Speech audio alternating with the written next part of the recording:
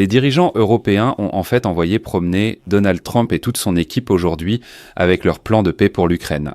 Groupes inhabituels au G7, Ursula von der Leyen, Antonio Costa et d'autres dirigeants européens. Des dirigeants européens et d'autres ont débattu en urgence du plan de paix de Washington pour l'Ukraine, en marge du G20 à Johannesburg. Et après cette rencontre, ils ont clairement déclaré que le plan nécessitait des révisions majeures et qu'en l'état actuel, l'Ukraine et l'Europe ne l'accepteront jamais. Et surtout, donc, les Européens ont clairement affirmé que la question territoriale n'est même pas à discuter. Personne ne donnera quoi que ce soit aux Russes gratuitement.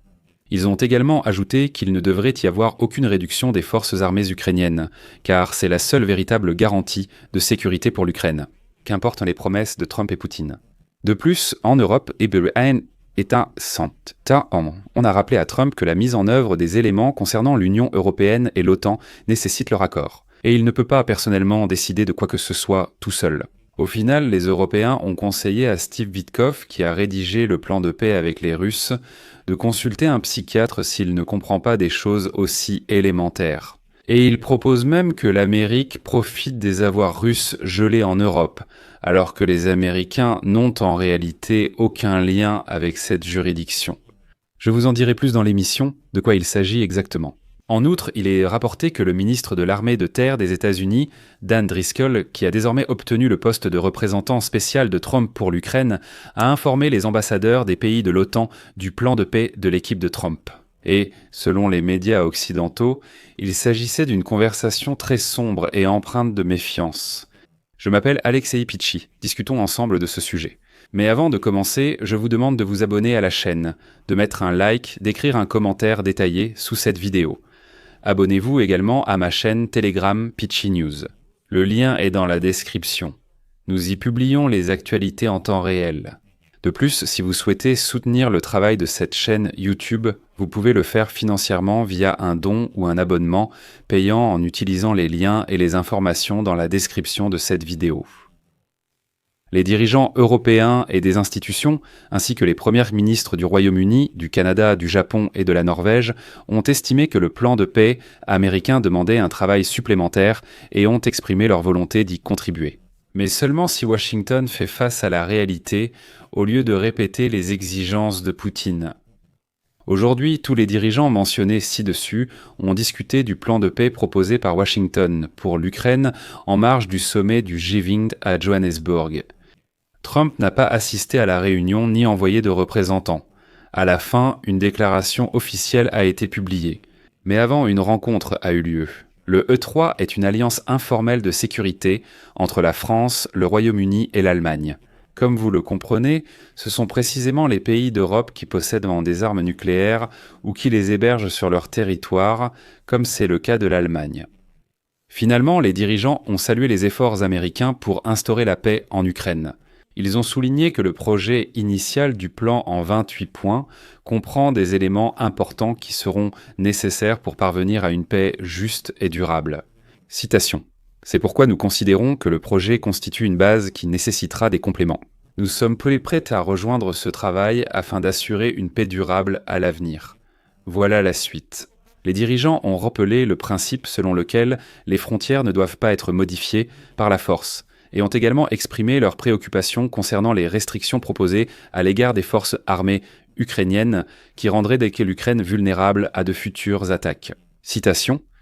Nous soulignons une fois de plus que la mise en œuvre des éléments concernant l'Union européenne et l'OTAN nécessitera l'accord des membres de l'Union européenne et de l'OTAN respectivement. Nous saisissons cette occasion pour souligner la force de notre soutien indéfectible à l'Ukraine. Nous poursuivrons une coordination étroite avec l'Ukraine et les États-Unis dans les prochains jours. Eh bien, nous y voilà maintenant. Dans les prochains jours, des négociations auront lieu entre l'Ukraine, les dirigeants européens et les représentants des États-Unis en Suisse. D'ailleurs, Volodymyr Zelensky a déjà désigné l'équipe pour les négociations, et ils sont autorisés à entrer en contact avec les Russes si le processus de négociation l'exige.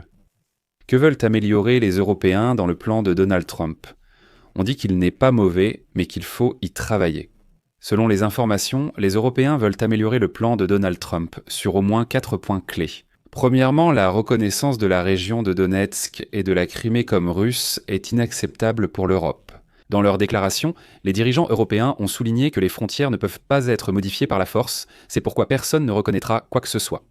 Et la deuxième proposition, celle de réduire l'armée ukrainienne à 600 000 hommes, est considérée comme risquée en Europe, car cela pourrait rendre le pays vulnérable. C'est pourquoi il déclare qu'il ne faut pas réduire l'armée. Comme on ne peut pas faire confiance aux Russes et qu'une promesse de garantie de sécurité n'est qu'une promesse alors que l'armée est un véritable instrument de garantie de sécurité. Une troisième conséquence, les Européens ont du mal à croire les promesses du Kremlin sur la sécurité car il a déjà enfreint des accords. C'est pourquoi les Européens, pour le dire gentiment, sont surpris que Trump propose à l'Europe de simplement croire aux promesses de Poutine de ne pas attaquer l'Ukraine et l'Europe à l'avenir. Et quatrièmement, l'avenir des avoirs russes gelés. L'Union européenne refuse que Moscou en profite. Parce que dans le projet de Trump, il est prévu qu'une partie des avoirs russes gelés soit débloquée et investie dans des projets d'investissement dont la Russie pourrait tirer profit. Eh bien, les Européens disent que c'est absurde. Et ce dernier point a suscité des critiques très fortes et virulentes. Les responsables européens ont vivement critiqué le point du plan de paix élaboré par l'envoyé spécial du président américain Steve Witkoff et le représentant spécial russe Kirill Dmitriev, qui prévoit l'utilisation des avoirs russes gelés. Selon le document, une partie de ces fonds doit être consacrée à la reconstruction de l'Ukraine à hauteur de 100 milliards de dollars. Mais tout cela doit se faire sous le contrôle de Washington après le cessez-le-feu. De plus, les États-Unis prévoient de recevoir 50% des bénéfices de cette activité. Cet argent servira à reconstruire l'Ukraine. Les Américains disent que les entreprises vont gagner de l'argent avec ces 100 milliards de dollars, donc ils veulent en garder 50%. C'est-à-dire que Witkoff dit carrément « Et si on abandonnait l'Ukraine et ensuite on gagnait de l'argent là-dessus ?» Eh bien, pourquoi pas ? Comme l'écrit Politico, les diplomates de l'Union européenne craignent que l'initiative américaine ne perturbe l'accord sur l'octroi à l'Ukraine d'un soi-disant prêt de réparation aux dépens des Russes. Et maintenant, parlons de la conversation avec le bâtiment. Un ex-fonctionnaire français a jugé la proposition scandaleuse, notant que l'Europe cherche un moyen d'utiliser les avoirs gelés pour Kiev, tandis que Washington tente d'en profiter. Et vous savez, c'est vraiment étonnant parce que je rappelle que Donald Trump n'a en fait aucun pouvoir pour débloquer les avoirs russes placés dans les juridictions européennes. Sur quoi Witkoff réfléchit-il exactement ? Et partant de là, je vais citer un haut fonctionnaire européen cité par le journal Politico. Witkoff devrait consulter un psychiatre. Sous-entendant ainsi, est-ce que tu comprends vraiment ce que tu déclares ? C'est n'importe quoi. Je rappelle qu'il y a déjà eu une situation similaire cet été. Ce même Witkoff proposait par exemple de commencer à lever progressivement les sanctions contre la Russie et laisser entendre qu'il serait possible de débloquer les avoirs russes gelés. Voilà, on peut par exemple lever un peu les sanctions. Et il déclarait que si Washington levait les sanctions, alors automatiquement l'Europe les lèverait aussi. En Europe, on me disait « Witkoff, tu comprends ça, tu n'as aucun lien avec la juridiction ».